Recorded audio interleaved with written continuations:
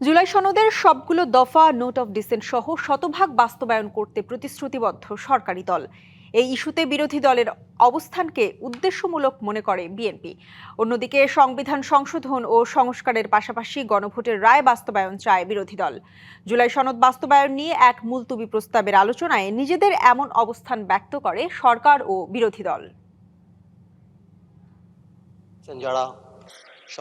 সরকারি দলের জয়নুল আবেদিন ফারুকের ৬২র বিধিতে আনা মুলতবি প্রস্তাবের আলোচনায় জুলাই সনদ ও গণভোট নিয়ে পাল্টাপাল্টি বক্তব্যে রবিবার সন্ধ্যায় উত্তপ্ত হয়ে ওঠে সংসদ অধিবেশন। আলোচনায় অংশ নিয়ে রংপুর ৪ আসনের সংসদ সদস্য ও এনসিপির সদস্য সচিব আক্তার হোসেন বলেন, গণভোটের পক্ষে হা জেতার পর এর বিপক্ষে সরকারের অবস্থান মূর্খতা। সংস্কারের বিষয়ের যে ঘোড়া, সে ঘোড়া অনেক দূরে গিয়ে গেছে।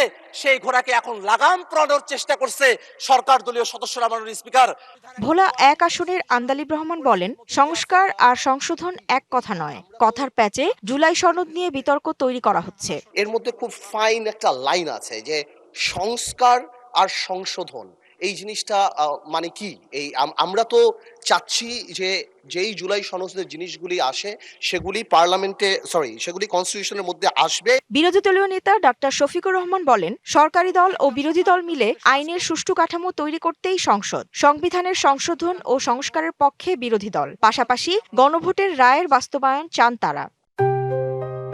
JBS holdings limited. জুলাই সনদ গণঅভ্যুত্থানের অংশ, হৃদয় কলিজার একটা অংশ। আমরা এটার বিরুদ্ধে যাব কেন? আমরা অর্ডার মানি, আমরা অভ্যুত্থানের বাস্তবতা মানি, আমরা গণভোট মানি, আমরা গণভোটের মাধ্যমে যে সংস্কার পরিষদ হওয়ার কথা তা মানি। আইনমন্ত্রী আসাদুজ্জামান বলেন, গণভোট অধ্যাদেশের মধ্যে জুলাই জাতীয় সনদের 18 নম্বর অনুচ্ছেদ নেই। একে ফ্রড অন দি কনস্টিটিউশন আখ্যা দেন তিনি। যে জুলাই জাতীয় সনদ 2025-এর বাস্তবায়ন কিভাবে পদ্ধতিতে হবে সেটা জুলাই জাতীয় সনদেই ব্যাখ্যা করা আছে। মাননীয় স্পিকার, জুলাই জাতীয় সনদ স্বকীয়তায় ভরপুর। জুলাই জাতীয় সনদ স্বব্যাখ্যায়িত।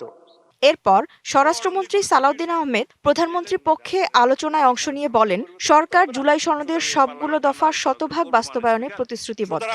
এই জুলাই জাতীয় সনদ 2025-এর সকল দফা এবং অঙ্গীকারনামা শতভাগ আমরা পরিপূরণ করতে অঙ্গীকারাবদ্ধ। মুলতবি প্রস্তাবের ওপর আলোচনা শেষে সংসদের বৈঠক সোমবার বিকেল 3:30 পর্যন্ত মুলতবি করা হয়। ভিত্তিতে নির্ধারিত হইবে। Humaira Faruqui, TBC news, Dhaka.